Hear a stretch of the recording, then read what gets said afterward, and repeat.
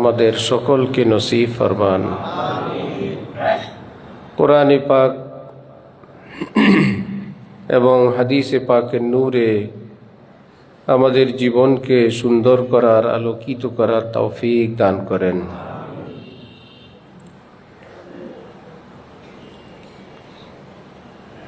সারা পৃথিবীব্যাপী আমাদের দেশ বিদেশ মুসলমানরা আজকে অনেক বেশি মাত্রার ঝুঁকির মধ্যে, বিপদের মধ্যে।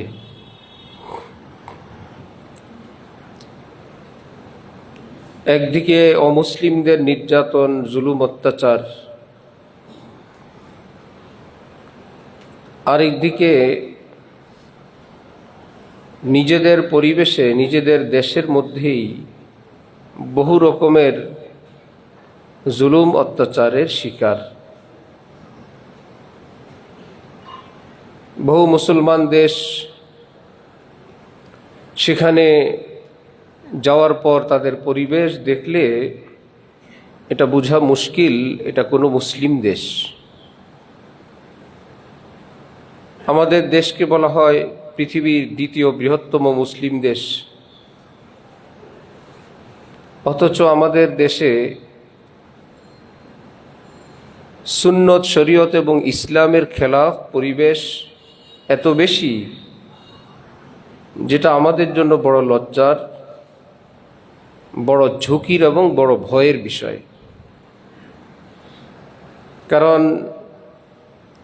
হাদিসে পাকে আছে, রাসূলুল্লাহ সাল্লাল্লাহু আলাইহি ওয়াসাল্লাম ইরশাদ করেন, কুল্লু মাউলুদিন ইউলাদু আলাল ফিতরাহ ফাআবাওয়াহু ইউহাউইদানিহি আও ইউনাসসিরানিহি আও ইউমাজ্জিসানি।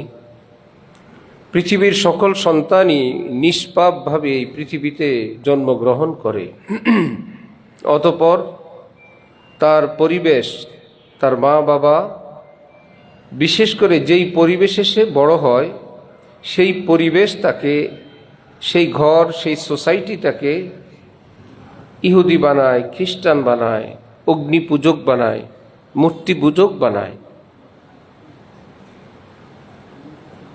বলবেন কেউ তো বানায় না, নিজে নিজে হয়ে যায়। আমরাও তো দেখি কেউ তো বানায় না, নিজে নিজে হয়। নবীজি বলেন না, নিজে নিজে হয় না, সে হওয়ার পিছনে আরেকটা কারণ আছে। সে নিজে নিজে মূর্তি পূজক, অগ্নি পূজক, ইহুদি খ্রিস্টান হওয়ার নিজে নিজে হয়, কিন্তু নিজে নিজে হওয়ার পিছনে আরেকটা কারণ আছে। সেটা হলো আল্লাহ পাক ছোট্ট শিশুটাকে দুইটা চক্ষু দেন, দুইটা কর্ণ দেন, এই দুইটা রেকর্ডার এবং ভিতরে একটা মস্ত বড় একটা সাদা মেমোরি দেন। সে যা দেখতে থাকে, যা শুনতে থাকে, এটা তার ভিতরে সেভ হইতে থাকে। খুব খেয়াল করবেন, যা সে দেখবে, যা সে শুনবে, এটা তার ভিতরে জমা হবে, পুঁজিভূত হবে, ধীরে ধীরে সে এমনই হবে। যদি যা দেখে, যা শুনে এমনিতেই সেটা যদি তার ভিতরে জমা হয়ে যায়, যেটা সে পড়াশোনা করে মুখস্থ করবে, অথবা চাকরি বা কাজের খাতিরে যেটা সে রপ্ত করবে, করতে হবে, সেটা কি ভিতরে জমা হবে না? আরো বেশি হবে। এটা বোঝার জন্য আরো সহজ উদাহরণ, বাংলাদেশের কোনো বাচ্চা জন্মগ্রহণ করার পরে সে বাংলায় কথা বলে, আরবের আরবিতে, ইংরেজের ইংরেজিতে, তুরস্কে ফ্রান্সে নিজ নিজ ভাষায়। সে কিভাবে এই কথা শিখলো? সে কিভাবে জানলো আমার জন্ম তুরস্কে, আমার ফ্রান্সে, আমার আমেরিকায়, আরবে, অনারবে? সে কিভাবে বুঝলো? একটু আগের ভূমিকা কথা ছিল, যে চোখ আছে প্লাস তার কান আছে, কর্ণ আছে, সেই কান দিয়ে, চোখ দিয়ে সে যেই ভিডিও দেখবে এবং যে সাউন্ডটা সে রেকর্ড করবে, তুরস্কের ভাষা যদি জন্মের পরে সে শুনতে পায়, বলার সময় কি আর অ্যারাবিক বলবে না তুরস্কের বলবে? সে যদি জন্মের পরে বাংলা শুনতে পায়, কিছুদিন পর যখন কথা বলতে আরম্ভ করবে, আরবি না বাংলা? কোত্থেকে আসলো এটা? এই যে এখানে আসেন। হুজুর, কেউ তো শিখায় না, নিজে নিজে শিখে যায়। আমরা তো কোনো ভুল বিচ্যুতি শিখাই না সন্তানকে, নিজে নিজে শিখে যায়। নবীজি বলেন নিজে নিজে শিখায় না, তার কানে অনেকবার বাংলা দেওয়া হয়েছে, এ কারণে সে বাংলা বলে। তাহলে কি সে নিজে শিখলো না আমরা শিখাইলাম? আমরা শিখাইলাম।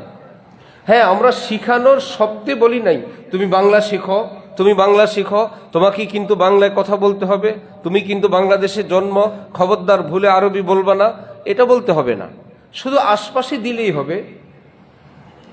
পৃথিবী বিখ্যাত ইসলামী সমাজ বিজ্ঞানী আল্লামা ইবনে খালদুন তিনি বলেন, শিশুদের সামনে যে শব্দ চয়ন হয়, ব্যবহার হয়, যে আচরণটা করা হয়, সেটার একটা বীজ তার জীবনে বপন হয়।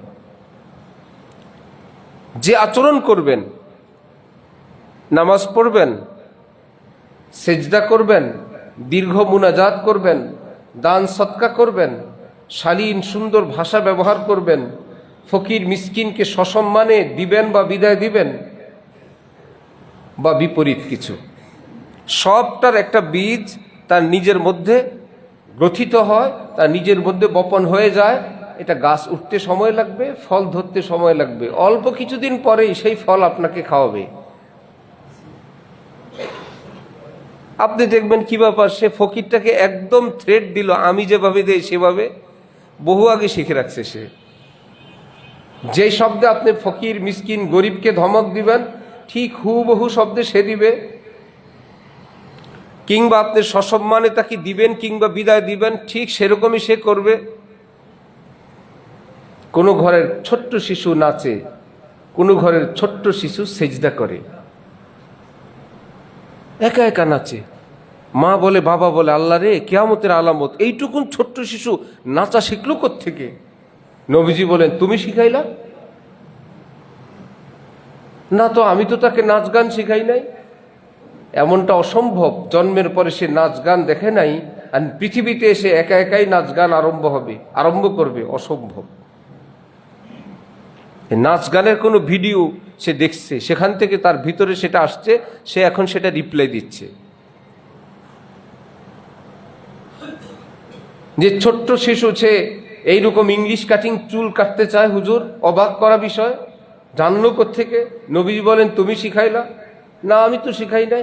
তুমি শিখানো লাগবে না, সামনে একখান টেলিভিশন দিয়ে রাখছো না, এত বড় মাস্টার, কত মাস্টারে ক্লাস করায় সেখানে, সে উস্তাদদের ক্লাসের থেকে শিখছে।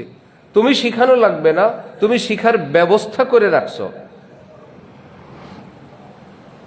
এটাই শিখানো।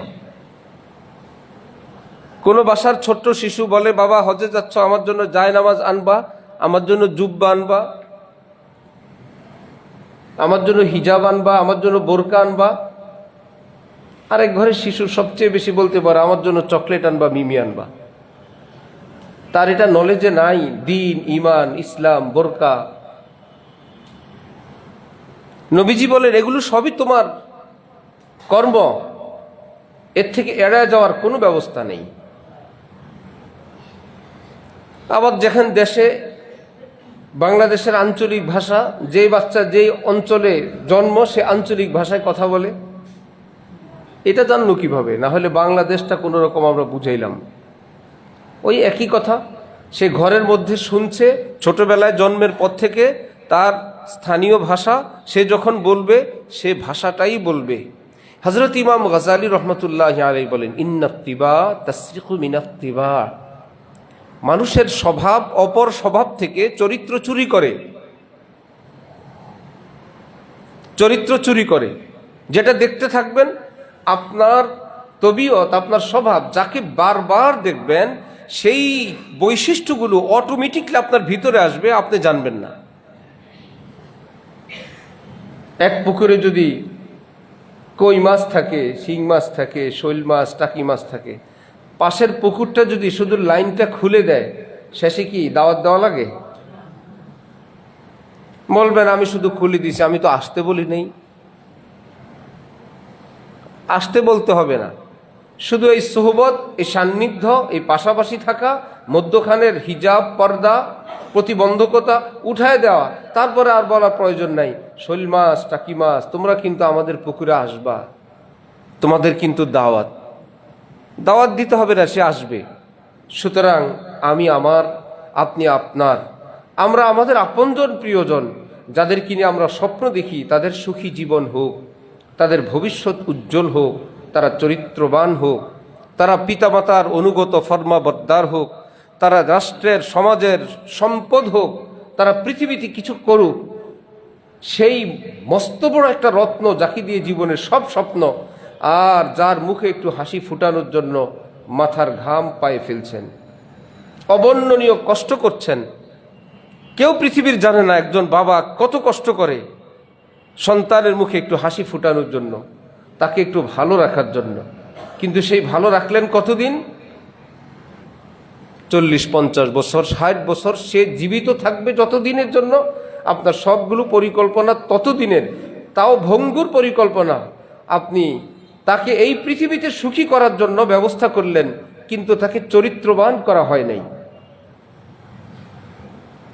বদচরিত্র একজন পুরুষ, বদচরিত্র একটা নারী, গাড়ি আছে, বাড়ি আছে, সহায় সম্পত্তি, বিল্ডিং, অ্যাকাউন্ট সব আছে, তারা কি সুখী? তাহলে বাবা ব্যবস্থা করলেন বাড়ির ব্যবস্থা, গাড়ির ব্যবস্থা, ব্যাংক ব্যালেন্স, অ্যাকাউন্টের ব্যবস্থা, যেন তারা সুখী হয়, সবই করলেন। শুধু তাদের সুন্দর চরিত্র করা গঠনের কোনো চেষ্টা ফিকির আপনি করলেন না, আপনি তো তাদেরকে সুখী করলেন না।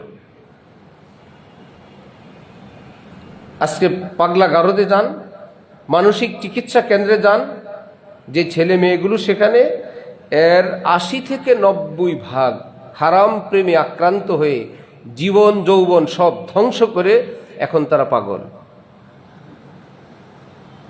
80 থেকে 90 ভাগ, আমার কথা না, রিপোর্টের কথা। হারাম সম্পর্কে তাদের চরিত্র শেষ হয়ে গেছে, জীবন শেষ হয়ে গেছে, হারাম প্রেমে তাদের সব শেষ হয়ে গেছে। এখন তাদের ঠিকানা হইল পাগলা গারদে। যে সন্তান সুখী হোক বলে আপনি আপনার জীবন শেষ করলেন, সে মোটামুটি এই পৃথিবীতে বেঁচে থাকার জন্য কিছু শিক্ষা সে শিখল। এইরকম আরেকটা মেয়ে দুনিয়াবী শিক্ষায় শিক্ষিত, আপনার বৌমা হয়ে ঘরে আসলো, এখন বৌমা সাফ বলে দিল, তোমার মা বাবার সঙ্গে আমি থাকবো না, তারা থাকলে আমি নাই, আমি থাকলে তারা নাই, সিদ্ধান্ত নাও, ইয়েস অর নো। কুমিল্লা থেকে মা বাবা রওনা হইল ঢাকায়, কেরানীগঞ্জ, আমার জানাশোনা। ঢাকা থেকে বউ বলে দিছে, তোমার মা যদি ওই গেট দিয়ে প্রবেশ করে আমি এই গেট দিয়ে চলে যাব, অসম্ভব, এক ঘরে থাকবো না। আল্লাহু আকবার। যার জন্য আপনি করলেন, বললেন আমি তো এইরকম ছেলে তো আমি বানাই নাই, নবী বললেন তুমি বানাইছো। আশ্চর্য কথা, কেন বানাইলাম? এইরকম ছেলে হবার যত বন্দোবস্ত, যত ব্যবস্থা, ওই রকম পরিবেশেই তুমি তাকে গড়ে তুলছ। এখন সে যে অফিসে চাকরি করে, সে যেই সোসাইটিতে থাকে, তার বসের মা বৃদ্ধাশ্রমে, সে মাঝে মাঝে বসের পক্ষ থেকে টাকা দিয়ে আসে। এবার মা নিজেরও মাঝে মাঝে পিন নাকি আমার মা বাবাকেও দিয়ে দিব। নিজের কলিগ বলে, হ্যাঁ বাবার বিলটা পাঠিয়ে দিলাম, মায়ের বিলটা পাঠিয়ে দিলাম। আরেকজন বলল, সরি আমার তো গতকাল মায়ের মৃত্যু হয়ে গেছে, আমি ব্যস্ততার কারণে যেতে পারি নাই। শুনতেছে, কেউ বলবে না, শুধু তাকে শুধু শুনবে। এ পাশের জন 3/4 প্যান্ট পরলো, দেখতে দেখতে অপরজন অটোমেটিক ভিতরে আসবে, আরেকজন অশালীন পোশাক পরলো, এটা ধীরে ধীরে তার মধ্যে আসবে। শুধু একটা জিনিস তাকে দেওয়া হয়নি, ও আনা মিনাল মুসলিমিন, আমি একজন মুসলমান। এই পৃথিবীর মানুষ অনেক কিছু পারবে, আমি সব কিছু পারবো না। প্রত্যেকের ধর্মীয় বিশ্বাস ভিন্ন ভিন্ন আছে, কালচার ভিন্ন, চরিত্র ভিন্ন, কেউ পরকালে বিশ্বাসী, কেউ অবিশ্বাসী। আমরা আমানতু বিল্লাহি ওয়া মালাইকাতিহি ওয়া কুতুবিহি ওয়া রুসুলিহি ওয়াল ইয়াউমিল আখির ওয়াল কদরি খাইরিহি ওয়া শাররিহি মিনাল্লাহি তাআলা ওয়াল বাসি বাদাল মাউত। আমরা তো সেই অর্থে বিশ্বাসী। আমি আল্লাহর উপর ঈমান আনলাম, ওয়া মালাইকাতিহি, তার সমস্ত ফেরেশতা, ওয়া কুতুবিহি, তার আসমানি সবগুলো কিতাবকে আমি মানি যার মেয়াদ যতদিন ছিল, ওয়া রুসুলিহি, আসমান থেকে আল্লাহ পাক অনেক নবী রসুল নির্ধারণ করেছেন এই পৃথিবীর জন্য, ওয়াল ইয়াউমিল আখির, এবং কিয়ামত দিবসের উপর এবং পরকালের উপর, মৃত্যুর পরে পুনরুত্থানের পর আল্লাহ পাকের সম্মুখে উঠতে হবে এই বিশ্বাসের উপর, তকদীরের উপর। এগুলো কি ছোটখাটো বিষয় না? ঈমানের বুনিয়াদ। একটাকে অস্বীকার করলে ঈমান থাকবে না। এমন না যে কোনো রকম হলে ঈমান হয়। এখন আমাদেরকে বলে, আমাদেরকে, আপনাদেরকে কি বলবে? জেনারেল শিক্ষায় শিক্ষিত হয়ে আমাদেরকে বলে, বড় পদস্থ মানুষ, বড় আফসুস হয়। ইসলাম তো এসব ঠিক, এত বাড়াবাড়ি নেই। এই আমাকে দেখায় বলে, এই হুজুরদের কাছে গেলে দেখবেন ইসলাম অনেক কঠিন। ইসলাম তো এত কঠিন না। অর্থ কি বুঝেন? যে যে যতটুকু পারে নামাজ পড়বে, হুজুরদের কাছে গেলে বলবে 5 ওয়াক্ত পড়তে হবে। এটা কঠিন। যার ইচ্ছা দাড়ি রাখবে, রাখবে না, যে যতটুকু ইচ্ছে না, হুজুরদের কাছে গেলে বলবে 1 মুষ্টি রাখতে হবে। ইসলাম তো সহজ। যে পর্দা করে করে, করবে না করবে না, না হুজুরদের কাছে গেলে বলবে নারী পুরুষ সকলেই শরীয়তের বিধান, কোরআনের বিধান, পর্দা করতে হবে। এখন একদিকে পদ, আরেকদিকে পয়সা, আরেকদিকে ক্ষমতা, আরেকদিকে দাপট, আরেকদিকে নেতৃত্ব। অধীনস্থ লোক তো তাদের অনেক থাকে, কারো ক্ষমতা নাই তাকে কিছু বলার। আপনাদের বাদামতলির এক হাজী সাহেব আমাকে বলছেন যে ওনার সঙ্গে একজন আলেম দেওয়ার জন্য, সরল মনে মহব্বতের চোটে, যে আমার সঙ্গে একজন আলেম দিবেন, আমি কখনো কোনো ভুল করলে যেন আমাকে তিনি সতর্ক করেন, আমাকে বলে দেন। দেশ বিদেশে আমি যেখানে থাকি তিনি। আমি বললাম যে আলেম আপনার বেতন ভুক্ত হবে, তিনি আপনার সঙ্গে থাকবে আর আপনার দোষ ধরে চাকরিটা নষ্ট করবে?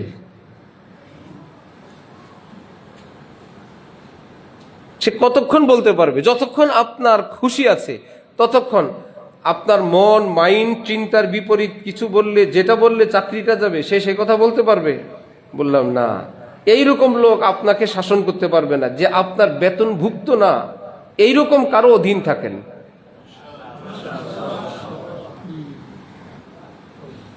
বাদশাহ হারুনুর রশিদ চিঠি পাঠাইছেন হযরত ইমাম মালিকের নিকট, পৃথিবী বিখ্যাত ইমাম মালিক। মাওলানা আসেন তো একটু হাদিস পড়াই দিয়া যান। ইমাম মালিক উত্তর পাঠাইছেন, আল ইলমু ইউতা, এলেম কারো কাছে যায় না, এলেমের কাছে আসতে হয়। বাদশাহ হইতে কি হয়েছে?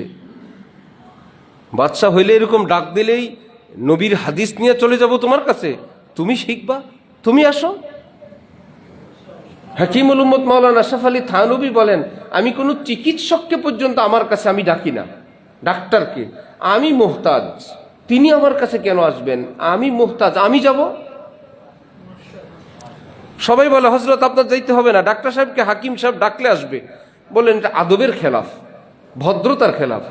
রুগী আমি, মোহতাজ আমি। তিনি এই ব্যাপারে একজন পারদর্শী মানুষ, তার কাছে তার চেম্বারে যাওয়া এটা আমার কর্তব্য, তিনি কেন আসবেন? তিনি নিজে যেতেন। বাদশাহ হারুন কি ইমাম মালিক লিখছেন, আল ইলমু ইউতা, এলেমের কাছে আসতে হয়, এলেম কারোর কাছে যায় না। ইমাম মালিক কি কোনো ছোট বাপের বেটা? সুবহানাল্লাহ। যার ব্যাপারে বলা হয়তো লাউলাহুমা লাযাহাবাল ইলমু মিনাল হিজাজ। ইমাম মালিক এবং সুফিয়ান ইবনে উয়াইনা, এই দুইজন যদি আরবে না থাকতো, এই আরব বিশ্বে এলেম থাকতো না, এলেম বিদায় নিয়ে যেত। এত বড় দুই আলেম। বাদশাহ হারুন আসছেন হযরত ইমাম মালিকের নিকট লজ্জায়, কিন্তু বাদশাহ মানুষ এইভাবে হেলান দিয়া বসছেন। ঠিক আছে মাওলানা, আসছি, পড়ান, হাদিস পড়তে আসছি। এবার বলেন, মিন ইজলালি রাসূলিল্লাহি সাল্লাল্লাহু আলাইহি ওয়াসাল্লাম ইজলালুল ইলম, নবীর সম্মানে, নবীর হাদিসকে সম্মান করতে হবে। এভাবে হেলান দিলে হবে না। এবার হেলান থেকে উঠে আত্তাহিয়াতুর মতন আদবের সঙ্গে বসছে। আপনার বাদশাহীর কোনো ব্যাপারে আপনার কাছে আমি যখন যাব, আপনাকে সম্মান করব। আপনি এলেমের জন্য আসছেন, এলেম তো আমার না, এই বাণী তো পেয়ারা নবী হযরত মুহাম্মদুর রাসূলুল্লাহ সাল্লাল্লাহু আলাইহি ওয়াসাল্লামের, সেটাকে সম্মান করেন। আওলাদি রসুল হযরত হুসাইন আহমদ মাদানী, দারুল উলুম দেওবন্দের শাইখুল হাদিস, পৃথিবী বিখ্যাত আলেম, তিনি শাইখুল হাদিস মাদ্রাসার প্রিন্সিপাল মুহতামিম হাকিমুল ইসলাম হযরত কারি তৈয়িব সাহেব রহমতুল্লাহ আলাইহি, দারুল উলুম দেওবন্দের প্রায় 54 বছরের মুহতামিম কারি তৈয়িব সাহেব। হযরত থানবীর খলিফা ছিলেন, হাকিমুল ইসলাম উপাধি ছিল, অঘোষিত মুকুটবিহীন বাদশা ছিলেন। পুরো পৃথিবীতে দেওবন্দের যে সুনাম সুখ্যাতি, এর অধিকাংশই হজরতের হাতে। 54 বছর যিনি। দিল্লির কোনো বাজারে কারি তৈয়ব সাহেব যখন জামার কাপড় কিনতে যেতেন, কোনো বাজারের প্রবেশ করতেন না, শুধু বাজারের সামনে ওনার গাড়ি থামতো। কাপড় ব্যবসায়ীদেরকে বলা হয়তো, দেওবন্দের মুহতামিম হাকিমুল ইসলাম কাপড় নিতে আসছেন, কার কাছে কি আছে নিয়ে আসেন। বা সবাই এরকম আদবের সঙ্গে পেশ করত। উনি হাত দিয়ে বলতেন, ইয়ে নেহি ও নেহি। সবাই অবাক, আল্লাহ, বাদশারও বাদশাহ। তো এখন কারি তৈয়ব সাহেব হলেন হযরত হুসাইন আহমদ মাদানীর ছাত্র। হযরত হুসাইন আহমদ মাদানী হলেন উস্তাদ, তার ছাত্র হইল কি প্রিন্সিপাল, আর ছাত্র প্রিন্সিপাল, উস্তাদ কি শাইখুল হাদিস। যে হাদিসই হোক, সেই শাইখুল হাদিস তো প্রিন্সিপালের অধীন। এখন ওস্তাদজি ছুটি লাগবে প্রিন্সিপালের নিকট, কিন্তু প্রিন্সিপাল তো ছাত্র। যাই হোক, একটা চিঠি পাঠাইছেন, আবেদন পাঠাইছেন ছুটি, যে আমার ছুটি লাগবে, ছাত্রের কাছে পাঠাইছেন। আবার পিছনে পিছনে নিজে গেছেন, গিয়ে আবার বললেন, আপনার কাছে এরকম কাগজ পাঠানো আমার ঠিক হয় নাই। হযরত কারি তৈয়ব সাহেব বললেন, হযরত আপনি কি বলেন? আমি আপনার গোলাম, আপনার সন্তান, আপনার ছাত্র। আপনি আদেশ করলে আমি যেতাম। আপনি তো আমাদের মাথার তাজ, দায়িত্বের কারণে আমাকে এই প্রিন্সিপাল পদে বসানো আছে। আপনি তো আমাদের মুরব্বী, আপনি কাগজ পাঠানো প্রয়োজন নাই, আসার তো প্রয়োজনে নেই। আওলাদি রসুল হযরত মাদানী বললেন, আরে কারি সাহেব, তুমি আমার ছাত্র, কিন্তু তুমি যেই পদটায় আছো, এই পদটা তো আমাদের সকলের বস। ওই চেয়ারটাকে সম্মান করা, এটা আমাদের কর্তব্য। না হলে চেইন অফ কমান্ড ঠিক থাকবে না। অমুকে বলবে আমি বয়সে বড়, অমুকে বলবে সে আমার সম্পর্কে ভাতিজা হয়, এই হয় সেই হয়। তাহলে যিনি দায়িত্বপ্রাপ্ত, তার কাছে যে সকলে মুহতাজ হওয়াটা, এটা আর হবে না। এক একজন এক এক কুশিলে দিয়া বলবে, ভাতিজারে রাখো, অমুককে ডাকো, তমুককে ডাকো। আরেক ভাতিজা ছিলেন শাইখুল হাদিস জাকারিয়া সাহেব রহমতুল্লাহ আলাই, চাচা হইলেন হযরত মাওলানা ইলিয়াস সাহেব, দাওয়াত ও তাবলীগের প্রতিষ্ঠাতা হযরত মাওলানা ইলিয়াস সাহেব রহমতুল্লাহ আলাই কি চাচা, ভাতিজাকে শাইখুল হাদিস জাকারিয়া। কিন্তু চাচা জানতেন, আমি চাচার দিক থেকে বড়, এলেমের দিক থেকে ভাতিজা বড়। চাচা বাবার ভাই, এই বিবেচনায় আমি বড়, কিন্তু এলেমের দিক থেকে কে বড়? ভাতিজা বড়। হযরত ইলিয়াস সাহেব সিদ্ধান্ত নিলেন, আমরা আমাদের দাওয়াত ও তাবলীগের যত কাজ, এগুলো আমরা খসড়া করব, আমাদের সিদ্ধান্ত দিবেন জাকারিয়া। জাকারিয়াকে আল্লাহ পাক বড় এলিম দিয়েছেন। এর মধ্যে একটা সিদ্ধান্ত হলো, সারা পৃথিবীতে দাওয়াত ও তাবলীগের কাজ যেখানেই যাবে, সব সাথীদের হাতে কালেমা খচিত পতাকা থাকবে, লাঠির মাথায় কালেমা, সবাই কালেমা হাতি নিয়ে এভাবে দাওয়াত দিবেন। সবাই বলে খুব সুন্দর, খুব ফাইন, খুব ভালো। এবার দস্তখত আনার জন্য ওনার কাছে গেলে হযরত শাইখুল হাদিস সাহেব বললেন, সাহাবাই কেরাম, তাবিন, তাবিন থেকে 1400 বছর পর্যন্ত ইসলামের দাওয়াতের কাজ চালু ছিল। এমন না যে দাওয়াত তাবলীগ আপনি শুরু করছেন, একটা ধরন শুরু হয়েছে, কাজের একটা সিস্টেম নতুন, কাজটা তো কিনা নতুন না। বিভিন্নভাবে কাজ আগেও ছিল, এখনো আছে, ভবিষ্যতেও কি থাকবে। এমন না যে তবলিগ আসার কারণে ইসলামের দাওয়াত ও তবলিগ সব এক তবলিগের ভিতর ঢুকে গেছে, এমন না। তবলিগ শুরু হয়েছে ইলিয়াস সাহেবের হাতে, এমনও না। উনি শুরু করার কি ইসলামের জিনিস। দাওয়াতের কাজ বিভিন্নভাবে নবীজির যুগ থেকেই চলছে, ধরনটা ভিন্ন। ভাত মাছ এই জিনিস আগেও খেত, এখনো খায়। আগে এক প্লেটে, এখন আরেক প্লেটে।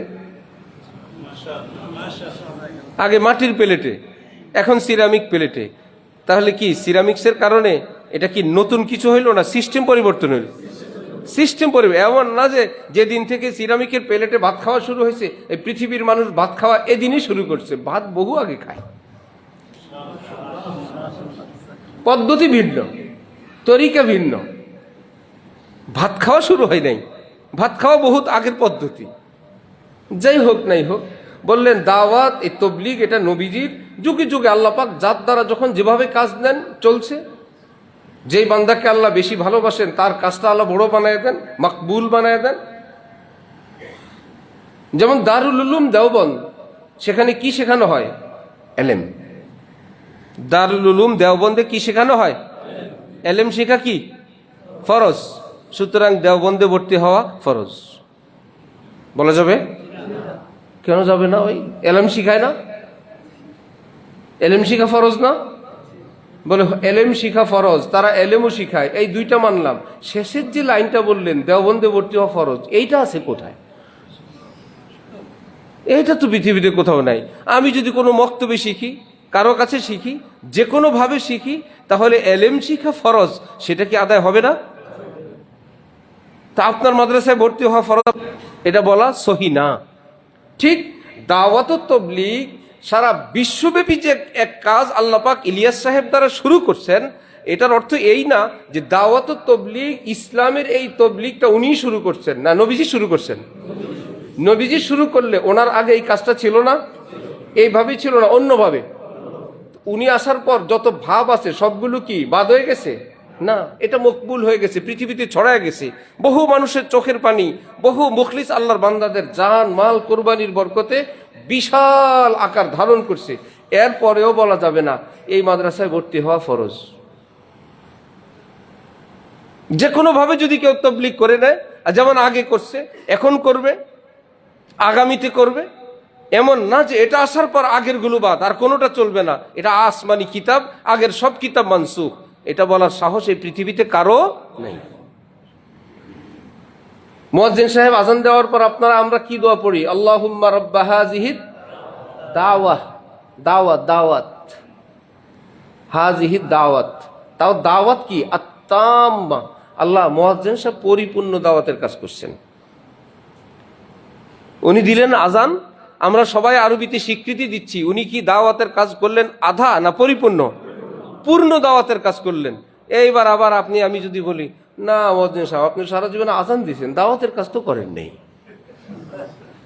আরবিতে বললেন রব্বা হাযিহি দাওয়াতি তাম্মা, মুয়াজ্জিন সাহেব আপনি পরিপূর্ণ দাওয়াতের কাজ করলেন। না না, মুয়াজ্জিন সাহেব দাওয়াতের কাজ করে। পরে বলে না দাওয়াতের কাজ করেন নেই। তো বুঝা গেল যে এই ব্যক্তি এই কথা বলে তার মনে হলো দাওয়াত বলতে ইলিয়াস সাহেব রহমতুল্লাহি আলাইহি চালু করা দাওয়াতটাই দাওয়াত, এর বাইরে যদি কেউ দাওয়াত দেয় ওই দাওয়াত দাওয়াত না। দেওবন্দে পড়লেই এলেম, এই ব্যতীত যেই মাদ্রাসায় আপনি পড়বেন সেটা এলেম না, এটা যেরকম দাবি করা গলত। দাওয়াত তাবলীগ ইলিয়াস সাহেব রহমতুল্লাহি আলাইহি যেই তরিকা চালু করে গেছেন, এই তরিকার অধীন দাওয়াত তাবলীগ করলেই তাবলীগ, এই ব্যতীত দাওয়াত তাবলীগ হবে না। কিয়ামতের মাঠে জবাব দেওয়া লাগবে। এই চিন্তা সারাসার গলত। আমি কোথায় বলছি? কোনো গোপন কামরা না, জুমার আগে সকল শ্রেণী পেশার মুসলমানরা এখানে আছেন। আমার বয়ান লাইভ হচ্ছে, আবার রেকর্ডিং আছে। আমি তো আল্লাহর রহমতে আছি। যেই লাইন বুঝবেন না এই লাইন নিয়ে দেখা করবেন নাকি? আল্লাহু আকবার। ছোট্ট একটা মক্তবে পড়ছে, একজনে দেওবন্দি গিয়ে এলেম শিখে আসছে, আরেকজনে বাড়ির সামনে মক্তবে পড়ে ফেলছে। দোনোজনের ফরজ পরিমাণ এলেম যদি হয়ে যায়, বলা যাবে ছোট ছোট মাদ্রাসাওয়ালার ফরজ হয় নাই? একজনে নিজের বউ বাচ্চাকে বলে, ভাইকে বলে এই তুমি নামাজ পড়বা, ছোট ভাইকে বলে, কর্মচারীকে বলে দেখো আমরা কিন্তু এই দুনিয়ায় চিরকালে থাকবো না, দেখো এই ছেলে মেয়েরা দেখো না তোমার দাদা ভাইয়া চলে গেলেন, দেখলা তোমার নানা নানি আছে, এভাবে আমরা দুনিয়া থেকে যাব। যে যেই ভাষায় হোক, অর্থাৎ নিজের সাধ্য সামর্থ্য অনুযায়ী যদি করে, কোরআন হাদিস অনুযায়ী ফেরেশতারা তার নাম লিখবে উনি দাওয়াতের কাজ করেছেন। আর আমরা মহল্লাবাসীরা বলবো আমরা সাক্ষী নেই, দাওয়াতের কাজ করছে কবে? না না, উনি কখনো দাওয়াতের কাজ করেন নাই। হ্যাঁ হ্যাঁ, সবাই সাক্ষী রেডি। এই জন্যই তো ইমাম সাহেবকে আইসা বলে, ইমাম সাহেব যে ইমামতি করলেন, আল্লাহর রাস্তায় একটু সময় লাগাবেন না? হ্যাঁ, শাশুড়িকে বউ জিজ্ঞেস করে, আম্মা আপনাদের বাড়িতে আসার আগে, এই বিয়ের আগে আমারে প্রায় দিন বিয়ের খবর আসতো, দেখতে আসতো, আপনাদের বাড়ি আসলাম আজকে 6 মাস হয়ে গেল, আপনারে দেখতে আসে না? কাকে বলে? শাশুড়ি বলে, আপনার বিয়ের জন্য কোনো খোঁজ খবর আসে না আম্মা? বলে এই বেকুব কয় কি, আমার বিয়ে হয়েছে কবে, সেই ঘরে ছেলে হয়েছে, ছেলের জন্যই তো তোরে আনছি। বেকুব আমারে বলে, আলেম ওলামারা সেই ছোটবেলায় 3 দিন 10 দিনই গিয়ে হাফেজ হয়েছিলেন না বছর বছর? ওটা কার রাস্তা? দুনিয়ার রাস্তা না আল্লাহর রাস্তা? এই আলেমকে বলে, হুজুর একটু আল্লাহর রাস্তায় যদি সময় লাগাইতেন, আল্লাহ আপনারে বুঝ দেন, আল্লাহ হেদায়েত দান করেন।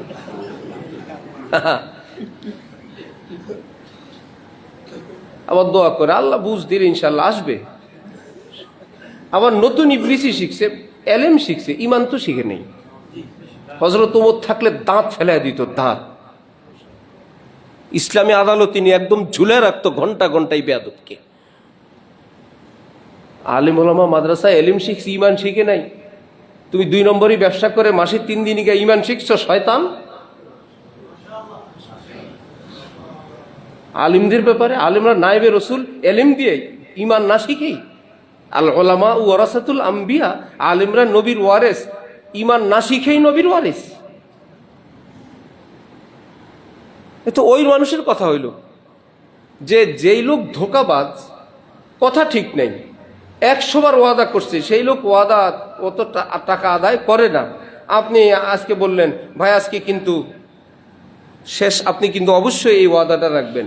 100 বার ওয়াদা খেলাপওয়ালার লোক, আপনি বললেন ভাই আগামী শুক্রবার আপনি টাকা দিবেন, কথাটা ঠিক রাখবেন তো? সে বলে কি, আপনারা হুজুর মানুষ, আপনাকে ইমান নাই, বললাম না শুক্রবারে দিব।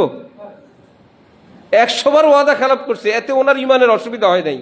আজকে শুধু ওই লোক বলছে আগামী জুমার দিন কিন্তু টাকাটা দিয়ে দিয়েন, বলছি না দিব, আপনাদের ইমান নাই। এই লোক যেরকম বলে ইমান নাই, হ্যাঁ এইরকম একটা কথা হইল আর কি।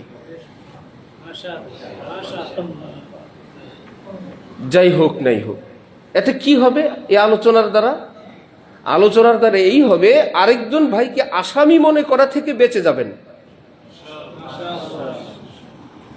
ইমাম সাহেবকে আসামি মনে করা থেকে বেঁচে যাবেন, শেখুল হাদিসকে আসামি মনে করা থেকে বেঁচে যাবেন।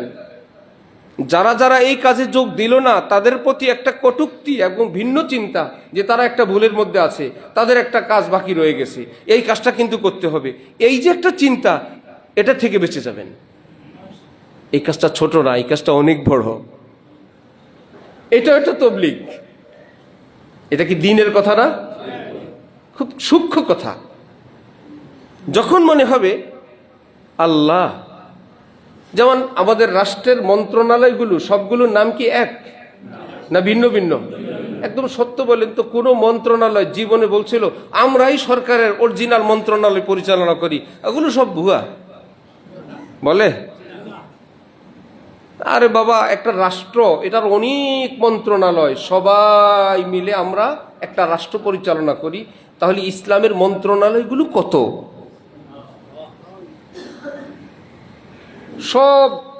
সবাই মিলে একটা রাষ্ট্র। আজান এটা ইসলাম, ইমামত ইসলাম, তবলিগ ইসলাম, ওয়াজ নসিহত ইসলাম, খানকা ইসলাম, হজ উমরা ইসলাম, তা দাওয়াত কি বলে, এলেম তালিম, সেটা কি ইসলাম। একটাতে যাব বলে আরেকটাকে খাটো করতে হবে। তাও যেটা হইলো ছোট ওটার নাম রাখছে সাগর, আর যেটা বড় ওটার নাম রাখছে কুয়া। কেমনে রাখলো?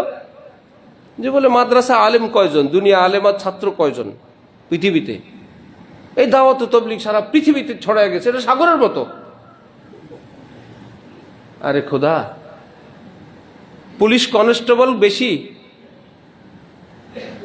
নাকি ডিআইজি বেশি?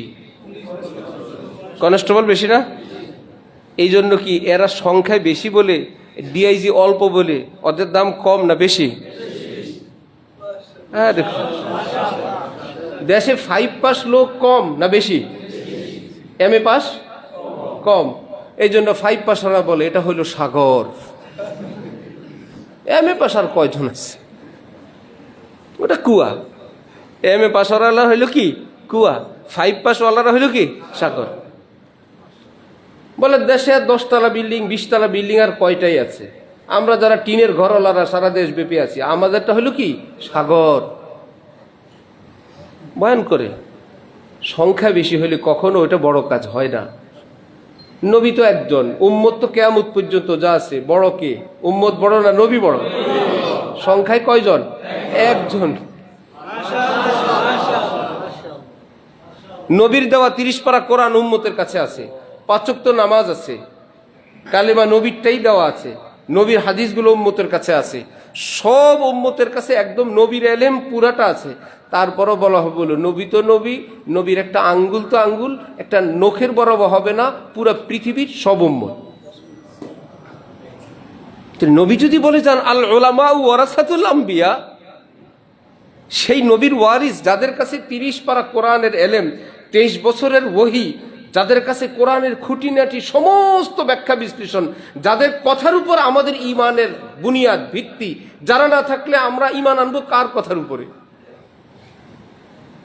আমরা কোরআনও চিনি না, হাদিসও চিনি না, কোরআন হাদিসের বাইরের কথা না ভিতরের কথা সেটাও আমরা জানি না।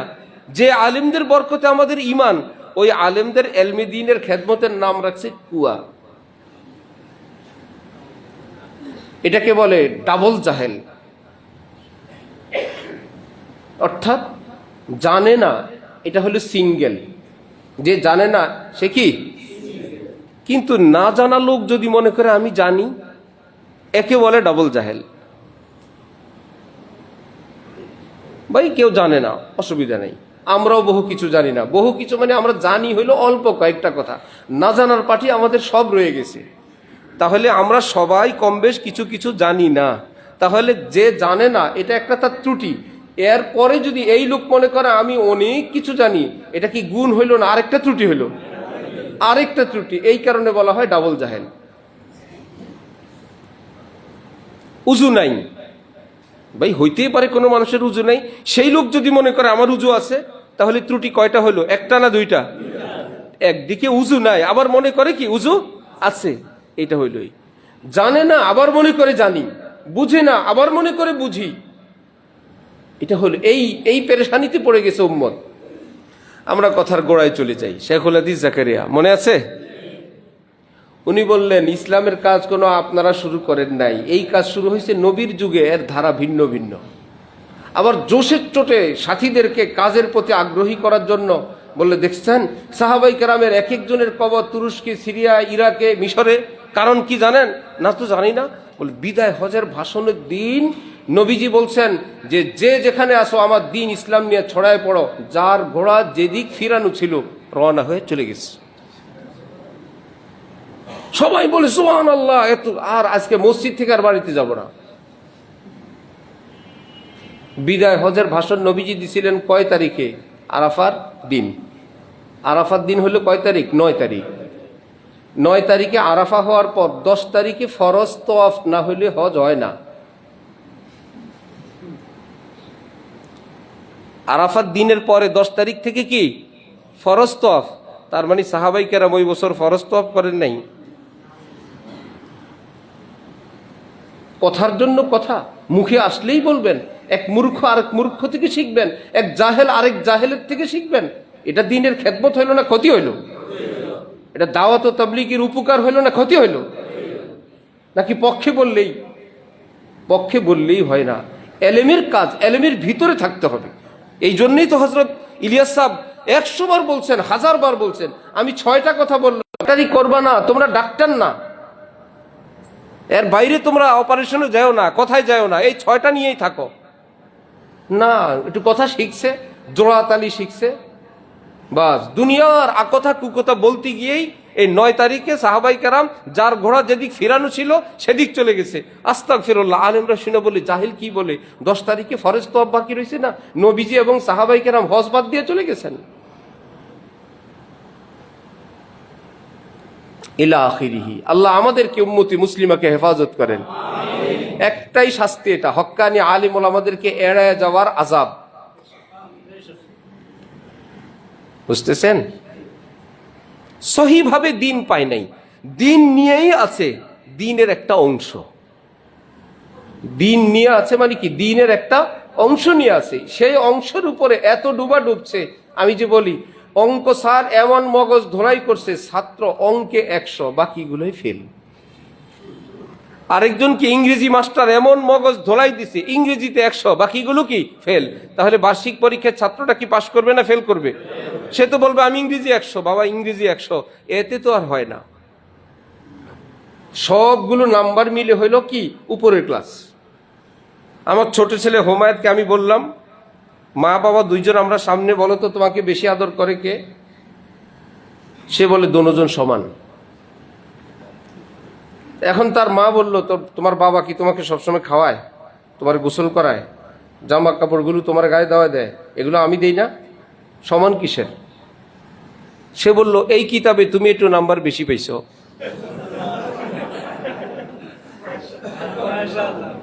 এই কিতাবে বাবার নাম্বার কি কম, তোমার নাম্বার ওকে।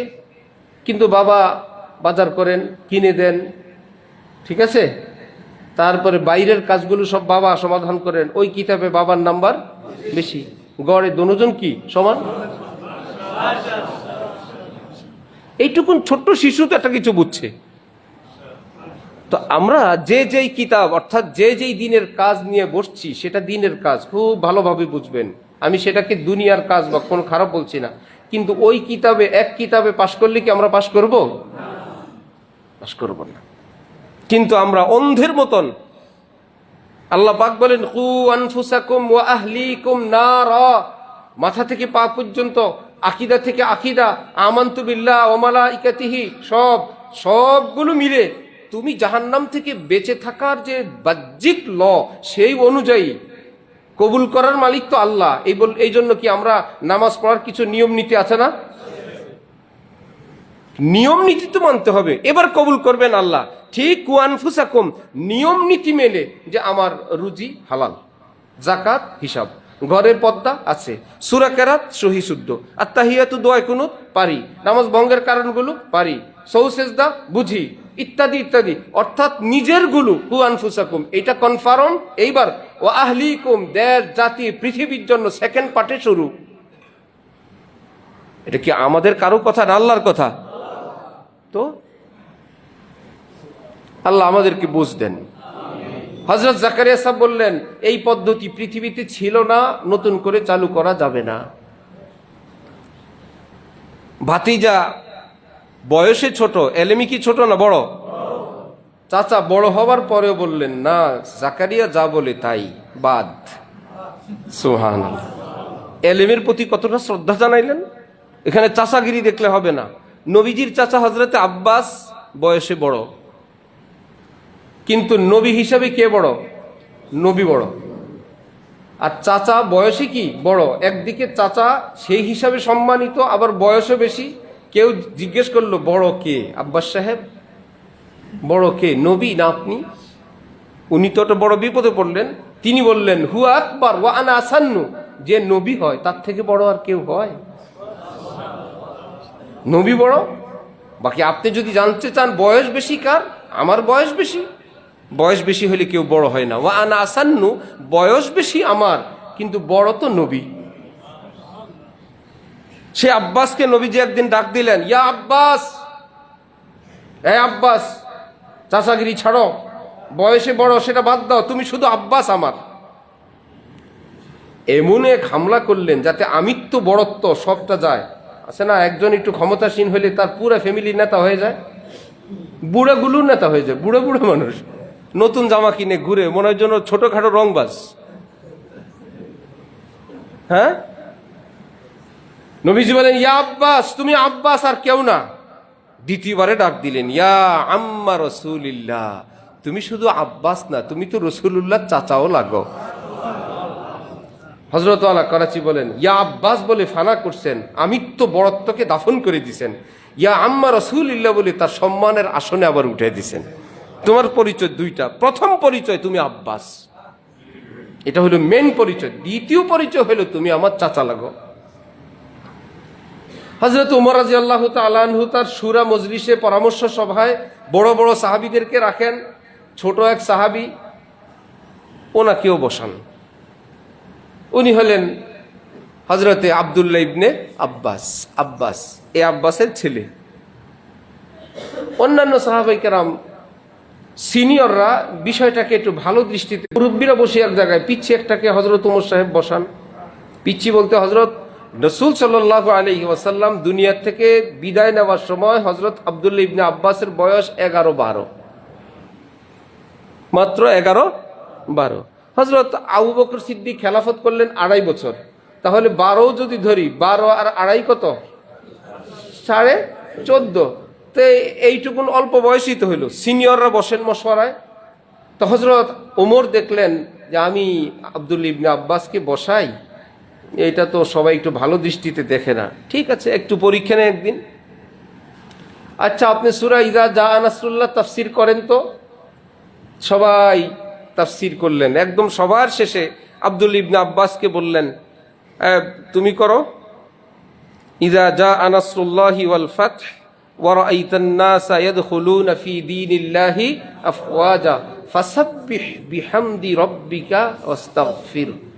যখন দলে দলে মানুষ ইসলামে আসবে, আপনি আল্লাহর তাসবিহ পালন করুন এবং ইস্তিগফার পড়ুন। ইন্নাহু কানা তাওয়াবা, আল্লাহ পাক অধিক তওবা কবুলকারী। হযরত আব্দুল্লাহ ইবনে আব্বাস বললেন এই সূরার মধ্যে আল্লাহ পাক নবীজিকে কথা ইশারা দিয়েছেন, যেই জন্য পৃথিবীতে আপনাকে প্রেরণ, সেটা প্রায় সুসম্পন্নের পথে। আপনি পরকালের জন্য প্রস্তুতি গ্রহণ করুন। আপনার দুনিয়াতে থাকার টাইম শেষ। এটা আয়াতের মধ্যে নাই, বাহ্যিকভাবে অন্যরা তাফসীর করছে, অন্যান্য তাফসীর এই তাফসীর। কি ব্যাপার?